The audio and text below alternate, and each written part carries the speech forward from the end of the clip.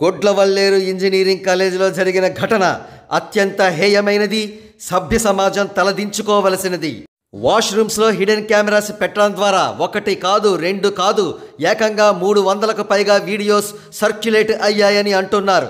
ఈ ఘటనకు కారకులుగా final year చదువుతున్న ఒక లవర్స్ జంటను పేర్కొంటున్నారు. ఆ జంటలో మగవాడి పేరు విజయ్. ఇతడే తన లవర్ ద్వారా హిడెన్ కెమెరాస్ను అమ్మాయిల వాష్రూమ్స్లో పెట్టించాడని అంటున్నారు. విధి వైపరీత్యం కాకపోతే ఒక అమ్మాయే సాటి అమ్మాయిల జీవితాలను నాశనం చేయడానికి పూనుకుంటుందా?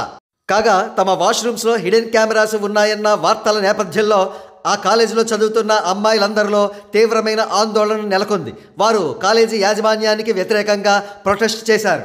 వారు హిడెన్ కెమెరాస్ను అరేంజ్ చేసిందనే ఆరోపణలు ఎదుర్కొంటున్న అమ్మాయిని నిలదీద్దామని ఆమె దగ్గరకు వెళ్ళగా ఆమె ఏం చేసిందో చూడండి. మిడిల్ ఫింగర్ చూపిస్తోంది. ఇంత బలుపా, ఇంత అహంకారమా? ఎక్కడి నుంచి వచ్చింది ఈమెకి బలుపు అని వారు ఆశ్చర్యపోయారు. అయితే వినవస్తోన్న వార్తల ప్రకారం ఆమె బ్లడ్ వేరు, ఆమె బ్రీడ్ వేరు. అంతేకాక ఆమె తండ్రి ఒక రాజకీయ నేత.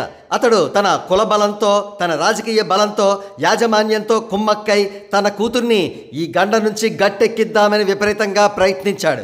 ఆ ప్రయత్నంలో సఫలీకృతుడు కూడా అయినట్లుగానే మనం భావించవచ్చు. ఎందుకంటే అతడికి తన వర్గపు అండ ఉంది, మరి ముఖ్యంగా రాజకీయ అండ కూడా ఉంది.